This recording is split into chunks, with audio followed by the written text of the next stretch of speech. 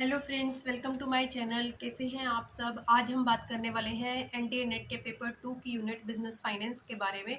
और यहाँ से आपको क्वेश्चंस प्रैक्टिकल वाले भी देखने को मिलेंगे और थ्योरी वाले भी देखने को मिलेंगे।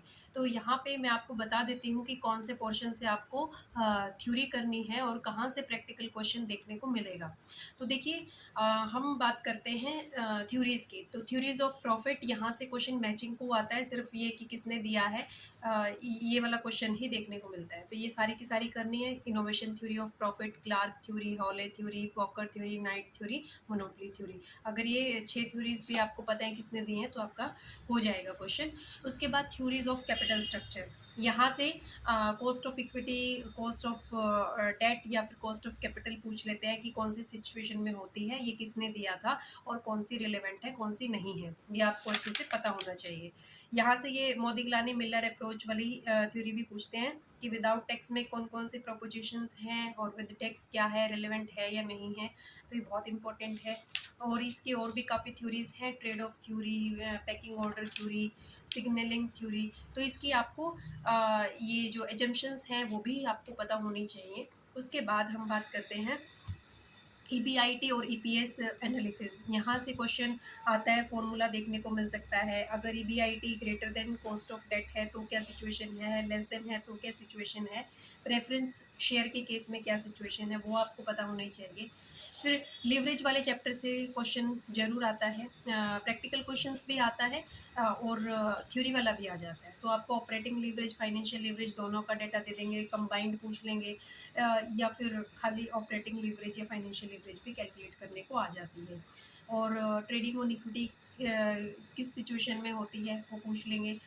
Tools and techniques of inventory management control, ये सारी इसमें कंफ्यूजन होती है। ABC analysis, EOQ, order point problem और वेड क्लासिफिकेशन, इनकी फुल फॉर्म भी आपको पता होनी चाहिए। एचएमएल जैसे high cost, medium cost, low cost, SDE, FSN, just in time approach, ये सारी पता होनी चाहिए।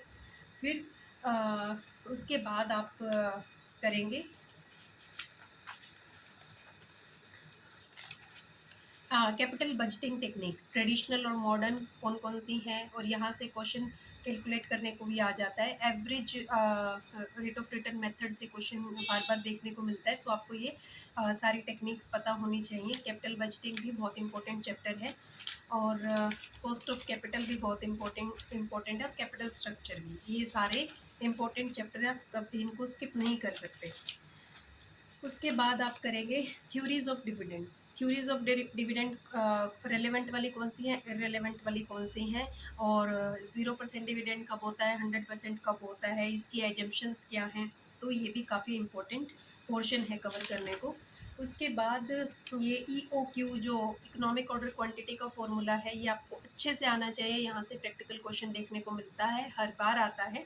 तो ये आपको वो अलग अलग टाइप से देते हैं, कई बार कुछ और सिचुएशन दे देंगे, कई बार कुछ और दे देंगे, यूनिट्स निकालने को पूछ लेंगे। तो ये आपको इसकी प्रैक्टिस करनी है PYQ से। और EOQ बहुत इंपॉर्टेंट क्वेश्चन है।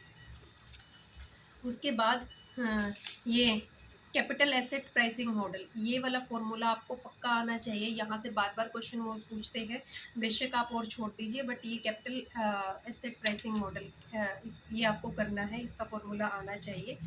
NPV कौन सी सिचुएशन में होता है, NPV का भी आपको पता होना चाहिए। और उसके बाद हम करेंगे, इसके मैं आपको कुछ क्वेश्चंस बता देती हूँ।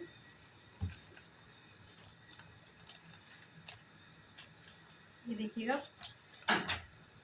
इसका जो एवरेज रेट ऑफ रिटर्न वाला क्वेश्चन है वो हर बार देखने को मिलता है, और इसका NPV वाला क्वेश्चन देखने को मिलता है। तो ये आपको किसी भी कीमत पे स्किप नहीं करना है।